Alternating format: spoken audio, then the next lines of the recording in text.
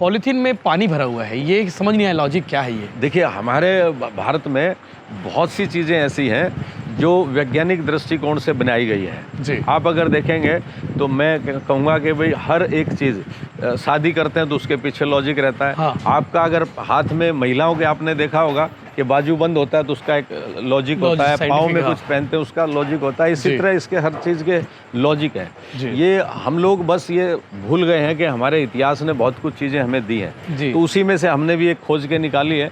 ये एक प्लास्टिक की पन्नी है, उसमें पानी है, सिर्फ सिंपल पानी जी। आप इसको टांगेंगे, बांध देंगे तो मक्खी को भगाने का यंत्र समझिए इसको। इतनी सारी गाय हैं लेकिन मक्खी कम है। मक्खी आपको कोई भी नहीं दिख रही होंगी, कहीं नहीं है, कहीं पे भी मक्खी नहीं है, गायों पे नहीं है, गायों पे नहीं है। उसका रीजन ये है कि ये रिफ्लेक्टर का काम करता है। जैसे ही मक्खी आती है और ये इसकी आंखों पे लगता है, जैसे हमारे यहाँ लाइट लगती है आंखों में, वो मक्खी वापस भाग जाती है। अच्छा, मक्खियों की आंखों में ये जो पानी दिखता है, पानी दिख रहा है, वो दिखता है तो वो वापस चली जाती है। हाँ, मैं सभी से कहूँगा कि आपके दर्शकों से भी कहूँगा कि आप अपने घर में, आप अपनी डेयरी में, आप अपने फार्म में जहाँ मक्खियों से परेशान हो तो आप इसको पानी भरिए, इसको लटकाइए, जब ये पीला पड़ने लग जाए इसको बदल दीजिए। 2-3 दिन में बदल जाते हैं? नहीं, लगभग 15 दिन चलता है। 15 दिन में, 15 दिन बाद बदल। ये मक्खी भगाने का सबसे बढ़िया तरीका, साइंटिफिक तरीका ये सर आज से नहीं, आदि नदी काल से चली आ रही है। आदिम काल से चली आ रही है। बताओ, बिल्कुल लोगों को मालूम नहीं था तो मालूम नहीं रहता जी।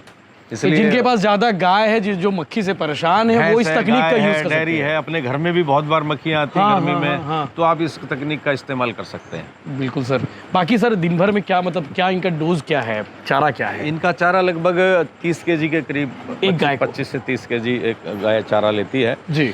जिस वक्त ये खुले में चरती है उस वक्त कम लेती है जी। और नहीं तो 25-30 केजी चारा हम लोग, हरा चारा जो है, हमारा जो कॉन्सेप्ट है वो कॉन्सेप्ट ये है कि हमारे लिए जो फार्म का वेस्ट है जी, फार्म का वेस्ट घास वो डेयरी के लिए फर्स्ट है जी, और डेयरी का वेस्ट है गोबर जी, वो फार्म के लिए फर्स्ट है। यानी कि दोनों एक दूसरे के पूरक हैं, दोनों का चक्कर चलता है जी, कि फार्म से लाइए वेस्ट यहाँ डालिए, यहाँ का वेस्ट वहाँ डालिए जी। तो हम वहाँ से जो घास लाते हैं इनको खिलाते हैं, और जो इनका गोबर निकलता है उसी से खाद बनाते हैं, जीवामृत बनाते हैं जी, सलरी बनाते हैं, उसी को हम फार्म में यूज करते हैं। और उसी से 90% से लेकर 100% तक हम अपना फार्म को ऑर्गेनिक कर रहे हैं। यानी कि इस फार्म का, इस डेयरी का कोई भी सामान वेस्ट नहीं है, कोई भी वेस्ट नहीं, सब बेस्ट है, सब बेस्ट है।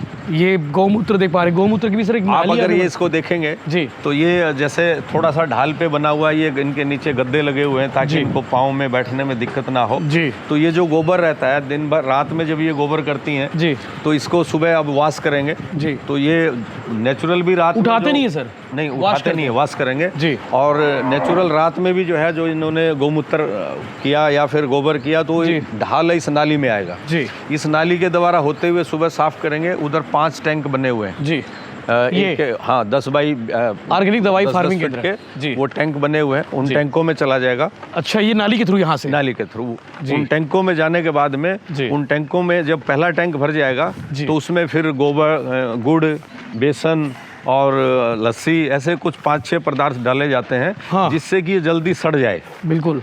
और जल्दी सड़ेगा तो सड़ने के बाद ये वहाँ से नालियों के माध्यम से यहाँ तक यहाँ पे आ गया, यहाँ से ये आ गया। जैसे पहला टैंक भरा तो फिर ये दूसरे में चला जाएगा, ये खाली है, भर रहा है अभी ये जी, फिर दूसरे में, फिर तीसरे में, फिर चौथे में, 5वें में जी। यहाँ से जो फार्म का हमारा पंप हाउस है जी, जो ड्रिप सिस्टम का सेंटर है, वहाँ तक ये उसी उसमें डालता है जी, उसी की टंकी में डाल देता है, तो उसमें मिक्स हो जाता है और फिर फार्म में जाता है। तो क्या क्या दवाई बना रहे हैं सर इसमें, गौमूत्र से और उसके गोबर से? ये हम जैविक कीटनाशक दवाइयाँ बना रहे हैं जी, फफूंदनाशक दवाई है, पौधे के विकास की दवाई है, डीकम्पोजर है, ये सारी चीज़ें हम यहाँ पे बनाते हैं। तो आपके जो 500 एकड़ से ज़्यादा जो फार्म हाउस में जो फसलें होती हैं वो सारी दवाइयाँ यहीं से होती है? सब दवाइयाँ, रासायनिक दवाई एक भी नहीं? रासायनिक दवाइयाँ नहीं है। रासायनिक दवाइयाँ तब बनाते हैं, यूज करते हैं जब ये लगता है कि पौधे की जान नहीं बचाई जा सकती, कोई बीमारी आ गई है आखिर में।